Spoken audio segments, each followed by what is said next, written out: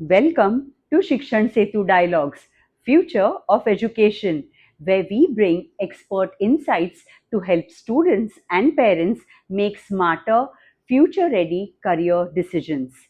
Today's discussion focuses on one of the most confusing areas for students: finance, business, commerce careers, CA, CMA, CFA, CS, BBA, FinTech, BSc Finance, Economics. Oh my God, what do these really mean? How different are they, and what do they actually lead to? To help us simplify this complex landscape, we are honored to host Sarvottam Rege sir, a seasoned finance leader, academician, independent director, global director at the Institute of Management Accountants, and program chair at Narsee Monjee Institute of Management Studies. With over a lot of years of corporate, academic, and strategic leadership experience, he brings invaluable clarity to the world of finance, education, and careers in finance. So let's decode and understand the future of finance careers from him. So let's welcome Rege sir. Hi sir, Hello. welcome to Shikshan Setu. Thank you so much, ma'am. So, sir, first of all, we would like to know there's a lot of confusion. I introduced you already, and even in the introduction, I have told all the viewers that you are going to bust a lot of myths and you are going to clear the main confusion. We hear CA, CFA, CMA, CS. People just throw these names, and sometimes I think none of them understand. Yeah, So, yeah, please make us yeah, understand yeah. what it is. Thank you so much, Amrutha ma'am, first of all, for having me over here. And it's my pleasure to connect with you all and guide the student community on the various options available. Let me begin with, I mean, you mentioned few names, and these are the names which I have been hearing since my graduation days, that, if you're good in accounts, you should go for CA. You want some more analytical work to be done, you should go for CMA. CMA was ICWA back then when I started. If you are good in law, then you should go for company secretaries and so on and so forth. And CFA was not there when I graduated from KC College in the year 1993. So let me begin with the difference between these four main courses: CA, CS, CMA, and CFA. CA, as we all are aware, that it is Chartered Accountancy course, and this particular course is divided into 16 papers, and there are two groups, like intermediate and final, and each will have two groups. So in all totality, course on chartered accountancy will talk about accountancy, taxation, audit, law, economics, management accounting, cost accounting, financial management, so on and so forth. Okay. When we move to CMA, that is Certified Management Accountant, this course will also talk about, and the structure is same. There are 16 papers, inter and final, and the same course will talk about accountancy, cost and management accounting, audit, taxation, and the subjects are more or less same. Then you will ask me, what's the difference between CA and CMA? As far as the curriculum is concerned, the curriculum is more or less similar. I wouldn't use the word it is same, but it is more or less similar. But the point is the weightage that is given to certain subjects. Now, when it Okay. comes to chartered accountancy, the more weightage is given to subjects like financial accounting, taxation, audit, etc. But when it comes to CMA, more weightage is given to cost and management accounting and financial management, management accounting, decision making, subjects like this. Now, once you compare these two courses side by side, you will realize that the efforts to be put in are same, number of papers are more or less same, syllabus is more or less similar. Then why one should go for CA and not for CMA and other way around? So the answer is very simple. The course on chartered accountancy talks about profitability of the company. As a CA, I'll be analyzing the profitability of the company. Various decisions are needs to be taken with respect to company's growth.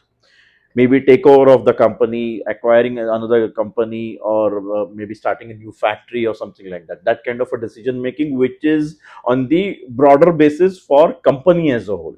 Okay. Whereas when it comes to cost and management accountant, the decisions mainly are related to product profitability.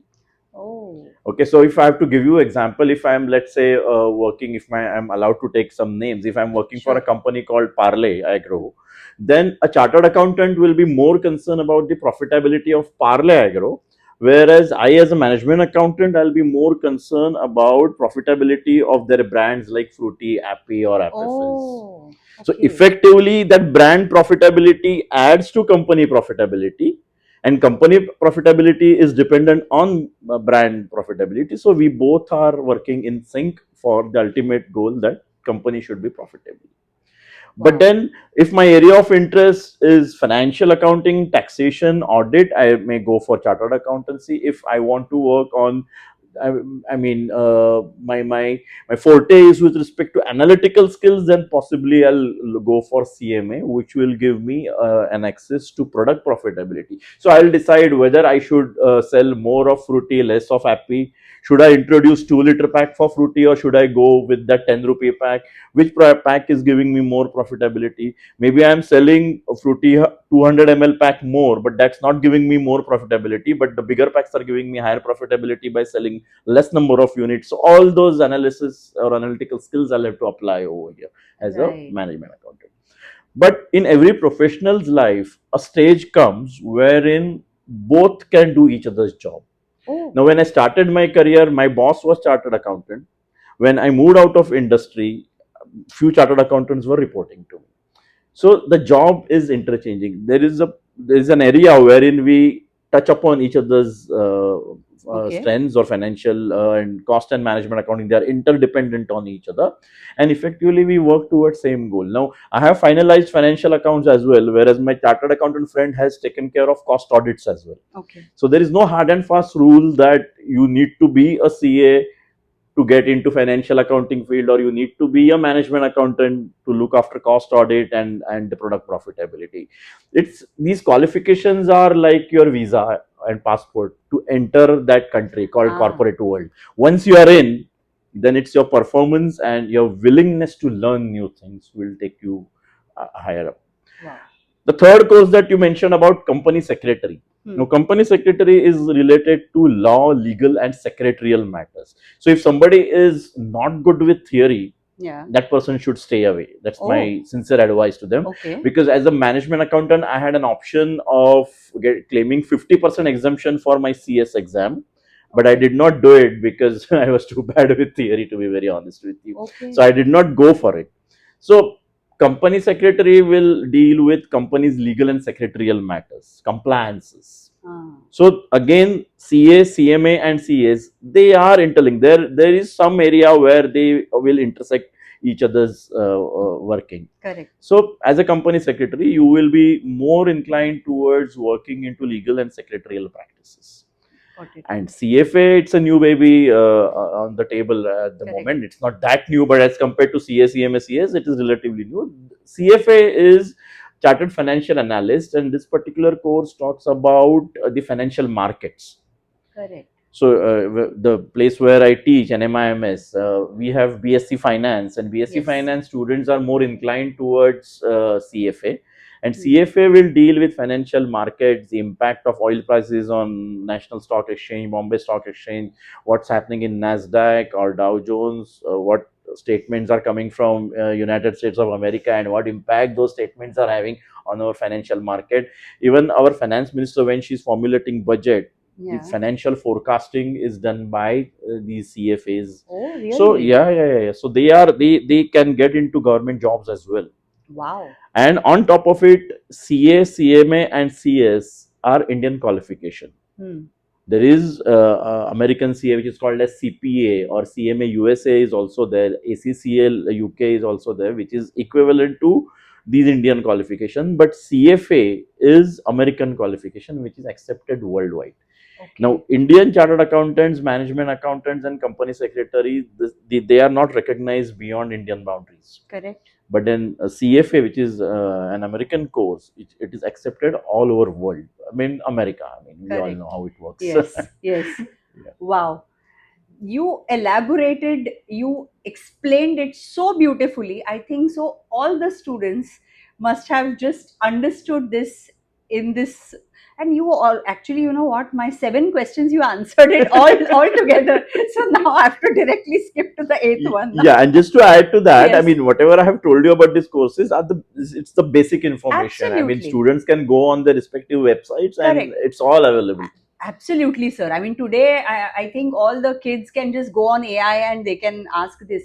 But you know, sometimes you need a guru, you need a mentor to explain it in the most simplest way. And the way you gave some examples, that cleared a lot of confusion, I'm sure. So now that brings me to the next question.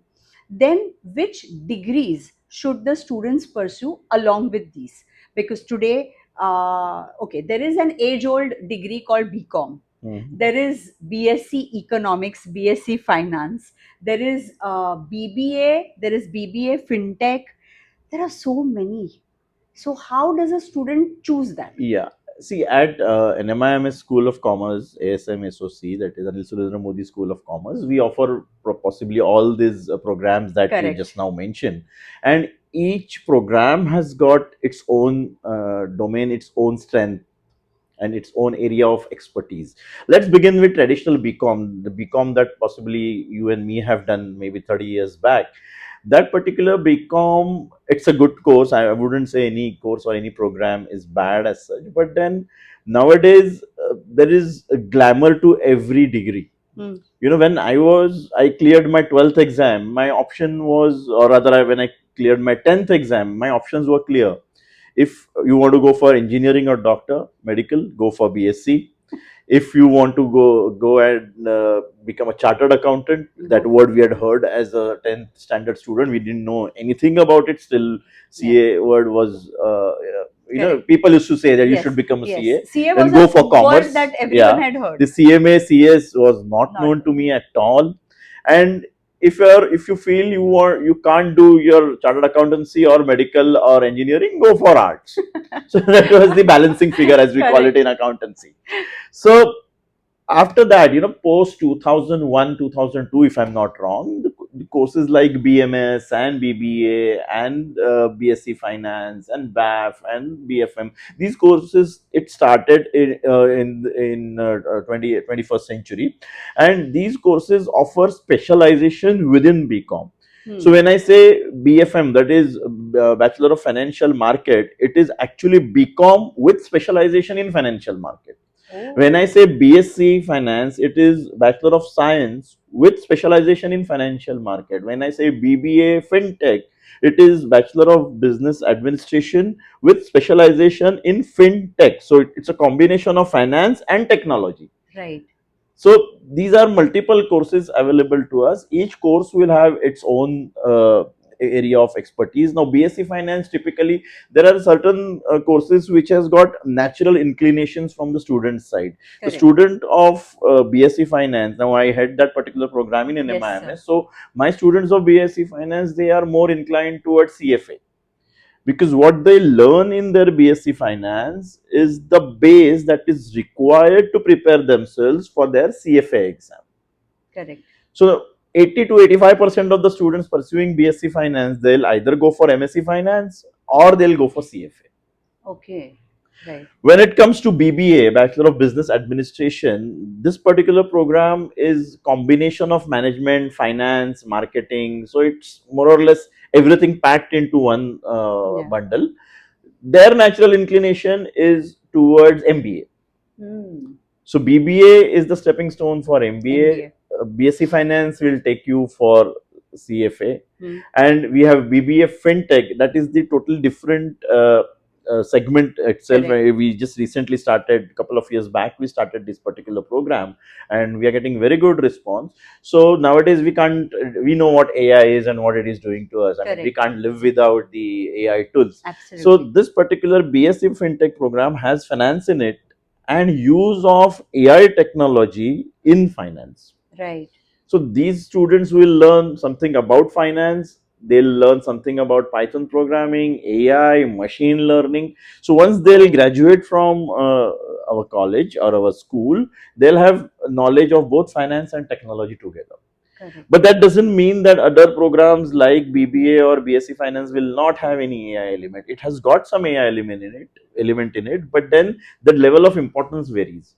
So something which BSc Finance has got at moderate level, the BBA FinTech student will have it in depth level. Correct, correct, correct. Okay, so the level of importance varies, but more or less all these programs, they will be trained for finance, management, marketing, and Right. on top of it, AI. We can't live without it. Absolutely. So, today's world is about interdisciplinary learning, multidisciplinary learning. And you also mentioned that AI is coming by default in many degrees, not just commerce, but even the sciences or even liberal arts. I've seen many degrees are having major, minor, and then you have that AI element. You also have psychology embedded, because I think so that is one neglected subject, and now all of a sudden even management Exactly. teaches psychology. Now, in this interdisciplinary era, can I ask you something? Does it mean that the traditional BCom is becoming irrelevant? No, not at all. Not at all. I mean, I just missed this answer on. I mean, I just missed out on answering about BCom. BCom will never lose its importance because the syllabus of BCom is such that it is your preparatory stage for your chartered accountancy exam. Oh, BCom and BAF. BAF is BCom with accounting and finance, and plain BCom. That correct. what I did back in '93. Both these programs, it has got syllabus which is the base syllabus or the basics of chartered accountancy. Right. But somebody should not take it wrongly that once I complete my BCom, once I complete my BAF, I'm a half CA. No, not at all. Not at all. Please remember this, students. Okay, but then subjects are same.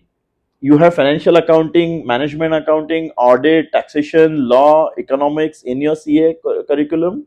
The same subjects are available in your BCom and BAF. But again, as I said, BCom and BAF are university level programs wherein the level of difficulty is over here.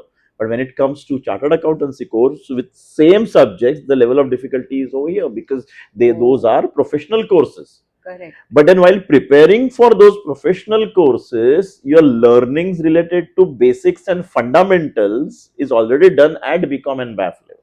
Right, right. So the unwritten rule is BCom BAF will go for CFA. So I'm sorry, CA. BCom BAF will go for CA. BFM, BSc Finance will go for CFA. BBA will go for MBA. But then there is no hard and fast rule that this is the way it should be. If a BCom student wants to pursue CFA, he can do so. At NMIMS in BBA curriculum, we have got many students who cleared their CFA level 1 and level 2. Oh, There is one student of BSc FinTech who has completed his CFA level 2 when he is in third year. acha. So, So along parallelly yes, they are yes, yes. studying for this. What I told you are the general inclinations and Correct, general correct. trends. Correct. So going by that logic, as a BCom graduate, I should have gone for chartered accountancy. I did not go for chartered accountancy. I went for management CMA, accountancy. So there is no such rule. I wanted to pursue my MBA as well, but due to economical reasons, it was not feasible at that point in time. Correct. So there is no written rule that BSc Finance will go for CFA. No, not at all. Correct, correct. Because their curriculum is set in line with what CFA expects, most of them are inclined to go for CFA. There are BSc Finance students who are going for MBAs from premier institutions. Absolutely. So, as I said, it is just the passport and visa. So, which country's visa and passport you want, that's your choice. Wonderful. So then that brings me to the next degree that is again new and emerging, that is BSc Economics with Data Science. Okay. So I know it is not exactly related to commerce, but still it is somewhere overlapping. Yeah. Can you and there's one more program called as BA with Economics. Yes. Okay, so I'll talk about it. And first of all, the question that students will ask, why there is BSc, which is Bachelor of Science, Yes. and there is FinTech attached to it, or there is financial markets are attached to it. because our education system, we are slowly changing with respect to the international standards, and internationally there is nothing called as Bachelor of Commerce. Okay. Once you move out of India, you go to Europe or US, you will see that you are either Bachelor of Arts or Bachelor of Science. There is nothing called as Bachelor of Commerce. Correct. India is possibly the only or one of the few countries where we have BCom as such. So at international level, when we tell them that I'm BCom, then they ask me, BCom is it What? BA or BSc? So I tend to tell them it is similar to BSc. So that's the reason we have BSc. So BSc Economics and BA Economics, both will have economics in it. Correct. But BA Economics, now BA is related to liberal arts, whereas BSc is related to science. Okay, so same economics, BA Economics students will learn it from the policy framing point of view, whereas the BSc Finance student will learn it from the application point of view. So BA Economics is more of a qualitative, whereas BSc Economics is more of a quantitative. So it's the application. So those same, I'm not an economist to comment on it, but then in BA Economics, you will learn all those demand, supply and diminishing marginal utility concepts, and you will improve upon those concepts to frame the policy for possibly for government of Maharashtra or government of India. Whereas a BSc with economics student, you will learn those concepts and you will learn how to apply those concepts using technology, data, AI and whatnot. Correct. Into implementation of those policies framed by BA economics people. Right. So you will find that BSc economics students will work for companies like some financial institutions, banks, or maybe some kind of international companies, multinational companies. Whereas BA economics students typically will work into policy framing. They'll go for their government exams and will get into government. But again, as I said, there is no hard and fast rule. Cross functioning is always possible. And will that also mean then the BSc Economics person will need strong foundation of mathematics? Yes. For BA Economics, you can afford to have weaker mathematics and statistics background like me. No, like I'm BA Economics. I'm BA Economics. But then when you go for BSc with economics, you need to know trigonometry, calculus, Python programming, because they are the ones who are going to implement the policy. Correct. So for implementation, you require those implementation tools. And again, as I said, at the cost of repetition, AI, we have no option to that. Agreed. Whether we like it or no, it's here. It's there. Absolutely. So now you tell me something. We heard about all these degrees, and thank you so much for beautifully explaining us. But that brings me to the next question. In this age of AI and in this futuristic age that we are living in, do the degrees really matter? I mean, I know we are going to need the degrees, but do you, I mean, if we had to weigh the degrees and the skills, because today we see that the kids are taking degrees but they are not employable sometimes. So what is it that the kids should really focus on? Okay, I'll answer this in one line. I'll elaborate that answer a little later, but just to begin with that, Sure. It's like heart and soul. Can you have heart without soul, or can you have soul without heart? So one without the other has no meaning. I may be a brilliant individual with a lot of brains, having good command over language, having good command over AI technology and all that, but I'm just 12th pass student. Will you call me here for this particular discussion? The honest answer is no. Yes. Okay. At the same time, I have got 10 degrees with me on my visiting card. But when you interacted with me for 10-15 minutes, you realize that these are paper degrees. I have no experience. I had these degrees framed on the wall at my place. Yeah. And, I've been looking at them and feeling happy about it. But I belong to wealthy family. I don't need to work. So I'm taking care of whatever small business my dad has got. So no experience at all, but lot of degrees. Still, I won't be sitting over here. Correct. So to reach to a particular stage in corporate world, you need to have degree as your entry ticket. But more important than that, what you do with that degree is more relevant. I may have 3 degrees, but I don't know how to market my skills. Correct. I'm a brilliant orator, but that's what I feel. How the other person is going to understand about it. Exactly. So having skills is one part, having knowledge is one part. How do you market your skills? How do you market your knowledge? See, when you go for an interview, there are four people sitting in front of you. You have got fantastic CV made in AI. Nowadays, AI gives you everything. On the lighter note, yesterday I was attending one session with some international guests, and when foreigner had come from US, and she said that nowadays, if somebody wants to propose a girl, they go to ChatGPT and ask, "How do I propose this girl?" I mean, that's the level of insensitivity that we have got, or the creativity is almost dead for this younger generation. So, coming back to this particular question. Uh, what I do with my skills. How do I, if I go for an interview, how am I going to convince that interview panel that I have got that something, that spark, that niche factor in me?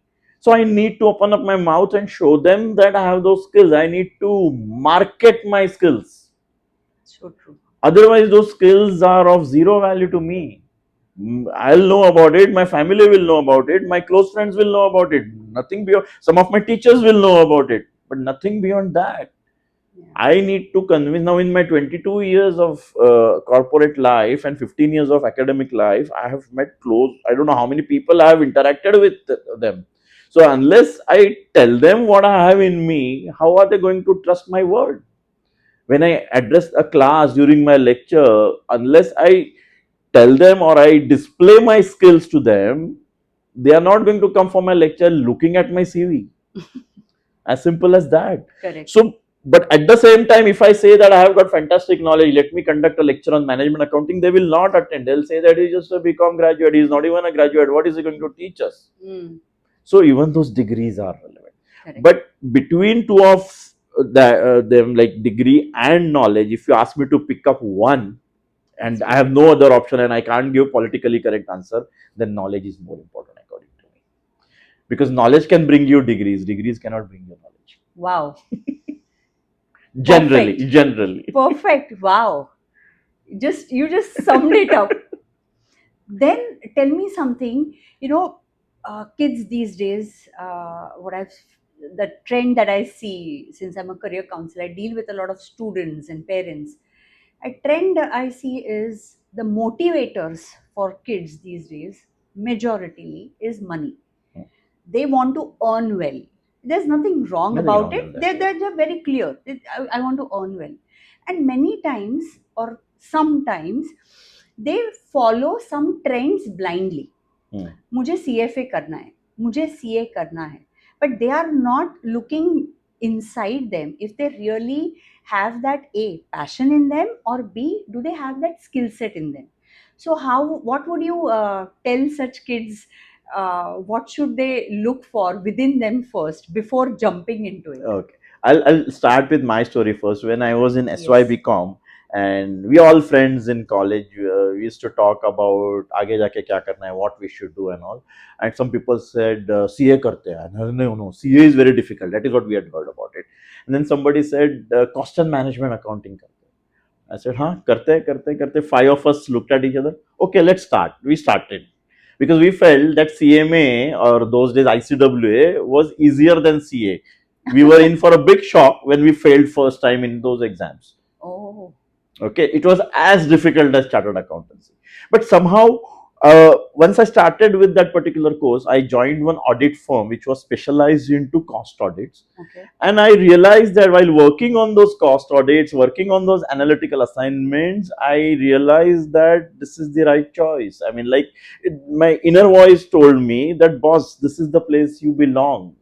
So what I will tell the students that start with internships first, and the good internships, or not the ones which we get on social media, and most of them are fake and all that. They show make big promises, and none of them are fulfilled.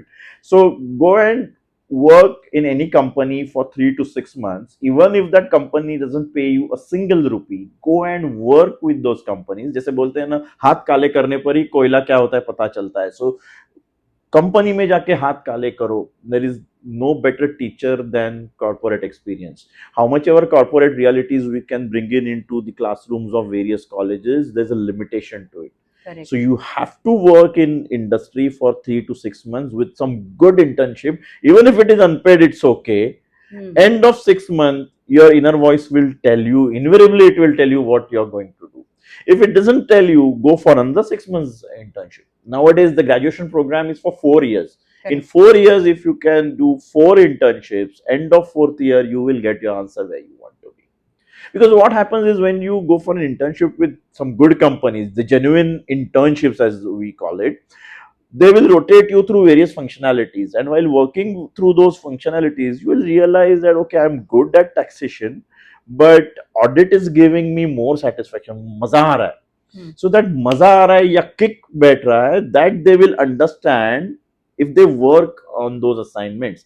Worst case scenario, even if after working in four internships for 4 years, even if you don't get that signal, take up some job in corporate, in finance and accounts, if you are a finance student, or if you're a marketing student, take it in marketing. And then within that, work for say 6 months to 1 year, you will get the signal definitely that yes, I'm supposed to work, or I'm meant for media marketing, or I'm into some in finance, say let's say taxation, I'm good at taxation के topics आते हैं, I'm resolving those issues very easily. Or end of the day, after working in taxation field, end of the day I feel that yes, I've done some value addition for the company. That satisfaction level comes. Yes, money is important, I'm not telling you no. I'll again quote my example over here, and I always tell my students, don't run after money. Okay, I changed around 10 to 11 jobs in my last 33 years of career and 34 years of career, and none of the jobs have changed for money. But yes, while changing every job, if I'm getting 15, 20, 25% increment, I did not say no to it. Okay, money is important, but only money. And I ask them, when I conduct interview skill sessions, I ask them, what is more important, money or job satisfaction? So some people give politically correct answer that job satisfaction is more important. But then I tell them that if I give you 2 bags of job satisfaction without any money, will you work for me? Can you pay your EMIs and medical bills and traveling bills and your party bills with satisfaction? The answer is no. Then some people say, no, money is important. Then I tell them that I'll give you a lot of money, but I'll ask you to clean my house every day. Will you do that?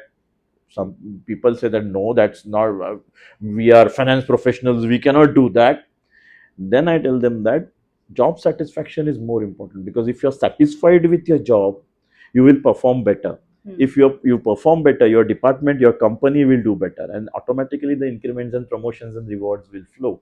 But if you're monetarily satisfied but work wise you're not satisfied, that will get reflected in your work. So you will not work seriously, your performance will go down, your increments will go down. Right. So effectively, for me, if you ask me personally, my honest and non-political answer is job satisfaction is right at the top more than money. Money will come automatically if you are satisfied with your job. Beautiful. That is so true, and I think so. This is something that today's kids need to hear. They need to understand this. So, jate jate, what would you like to, what one advice would you like to give to the Gen Zs and Alphas? Yeah, these Gen Zs and Alphas, I mean, I need to understand the language first, what they speak. 6, 7. No, I'll tell you one modus operandi, like how to proceed with these internships. Please do. What one should do is, list down 50 big companies where you intend to work. Let's assume that you're a finance graduate. So list down top 50, 60 companies where you intend to do your internship. Go to internet or go to your friend ChatGPT or Gemini and find out the HR department's email ID, phone number, and if possible, concerned person's name. Make those 60, 50, 60 calls to those HR guys and tell them that you belong to, and frame it up properly, again using your AI. AI can be used, by the way, provided it is ethically used and it doesn't kill your original creativity. Set up a nice dialogue with the HR department. Tell them that you belong to such and such college, you're pursuing this, you would like to go for internship. Even, and the typical answer the HR will give, no, we don't have budget for that and all that. Say that you don't pay me anything.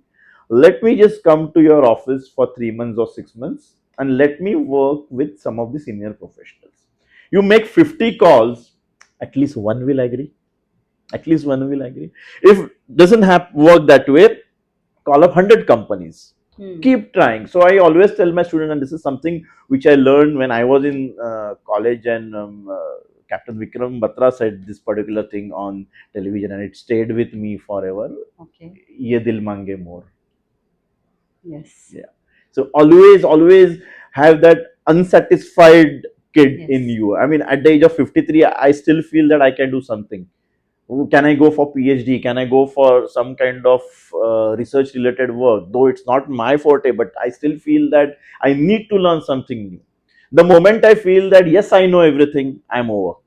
So always follow this principle that you need to learn something new. You should always be a student. अपने अंदर के student को कभी बड़ा मत होने देना. That's what Yes. I would tell you. Keep Keep learning. learning. Keep Yes. learning. There should not be any end to your learning. Till the last breath, till eternity, you should keep on learning, learning, and learning. Okay, the moment you feel I know everything, it's over and out, guys. You said this, and people might think that this is all framed, but it is all impromptu Yes, conversation. I And agree. I want to add one thing to this impromptu conversation. You said ye dil mange more. I have Jonathan Livingston Seagull with me. I love this book. And this was gifted to me by another Rege sir. So, and today you also mentioned the same thing. You said Ye Dil Mange More, and Jonathan Livingston Seagull always mentions in this book by Richard Bach that you have to be hungry, you have to keep learning, and then and only then you will always be Yeah, yeah, successful. yeah. See, I did my CMA USA when I was 42. There was no need for me to do it, but I said US, it will give me connect to America. I'll be able to interact with their professionals. Now I'm on the Correct. global board of CMA USA. Wow. So now I interact with their global board members, and whatever new development happens in the field of cost and management accountancy, it happens there first. And by the time it reaches India, there are another 3 to 4 years. So Oh, I get that update immediately. I mean, that's my selfish motive. Nobody told me that, but as I said, ye dil mange more. I want that. So now June and October, I'll be traveling to US and Canada for attending their board meeting. Something new will be waiting for me. I'll correct. give you an example if time Sure, permits. please, please. I was sitting in the boardroom. The boardroom was huge hall, and we were 35 odd directors sitting and discussing things. And there was no mic in the room. Okay. And I was talking in normal tone like this, and the person sitting in that corner was hearing me properly. Okay. Okay. And then I whispered something. That person reacted. I said, what's happening? There was one Chinese guy sitting next to me. He said, there are invisible inbuilt mics, AI driven mics. Oh, They will adjust your voice modulation based on your tone. If I start screaming loudly, that mic AI will. mic will bring down my tone, and the others will hear me normally only. Oh, If I whisper something, then that will expand it, and the entire room wow. will get to know. So I was searching for it. Where are those mics? He said, Friend, these are invisible mics." Then I realized, oh my god, yes. Yeah, Same day evening, I came out and I saw a driverless car. And I was so correct. scared. It was 8 o'clock at night, and the car was Yeah, being driven in the premises of that particular hotel without any driver, and the steering wheel was moving. correct. AI. AI. Some students from some university came to me and spoke to me for 10-15 minutes on AI technology. Honestly, swear on God, I understood nothing. I came home and I told my wife, "Time आ गया, bag pack करना पड़ेगा." See, at my age, I can afford to do that. Yeah, But then these youngsters, yeah. they have got 40 to 50 years of working life left. Yes. They have to learn AI. There is no choice. But then what you do with AI is not for proposing a girl. Remember that. AI is for make use of that AI in ethical manner. Take information from that and apply your own mind as to how you can improvise on that information. Don't just blindly copy paste So I was actually going to end the dialogue, but since now you have, you know, I have I to don't ask feel like this ending it, to question. be Yeah. very honest with you, Amrita. No, so I have this one question now. So should people be threatened by AI? Because there's this whole big content going on Instagram. AI आपके job लेने वाला है. AI is going to take your jobs away. Is it really true? The answer is yes and no. Again, I'll talk about my experience. When I started my career with audit firm, we used to write those big accountancy book in Gujarati. It was a Gujarati firm. They used to call as Chopra. Chopra. Huh? So we used to write those big purchase book, sales book, cash book, and there came tally. And people, those who were in 40s back then, people like my dad, they said, "ये tally वाली computer मला येत नाही, मैं नहीं सीखूंगा."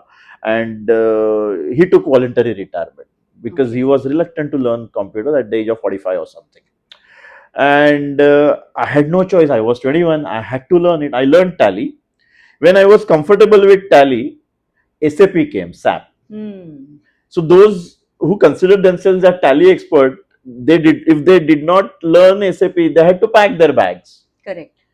I was into that ye dil mange more zone, so I learned SAP and I survived. Correct. And now I moved out of corporates in 2015. When I meet my corporate friends now, they talk about SAP S4 HANA. It is the advanced version of SAP which has got AI built in it, correct, which I have no idea about. So you have to evolve yourself. Now, when I started, I joined as a cost assistant or a junior accounts officer. Now, those positions have gone. Correct. Because the basic entry level jobs which we did during our younger days, those jobs are performed by AI now. So the minimum starting job for any finance professional is analyst.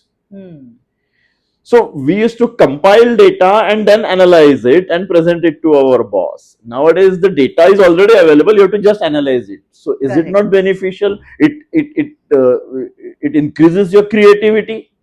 It saves your time on compilation. So we were more of compilers and less of analyzers.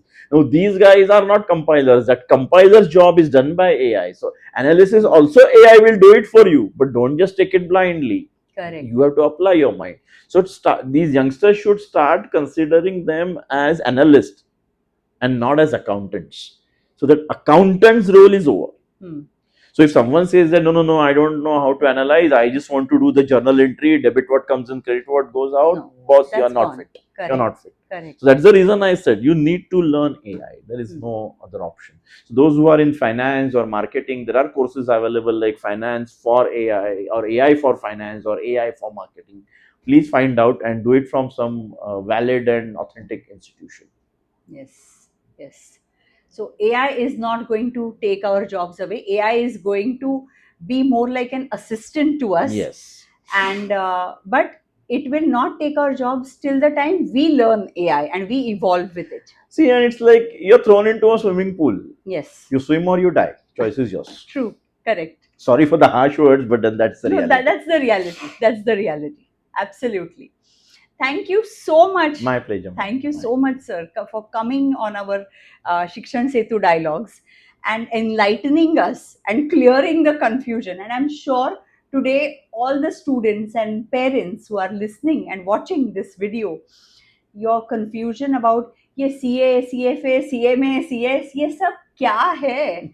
It's all cleared. All thanks to Sarvottam Rege, sir. Thank you once again. Thank you so much. If anybody has any doubt, they can connect with me on social media, LinkedIn or anything, and I'll be more than happy to respond to their queries. Thank you so another much. Beautiful thing that sir has already said. And my name is unique, so you type Sarvottam Rege and there's only one Sarvottam Rege. क्या बात है?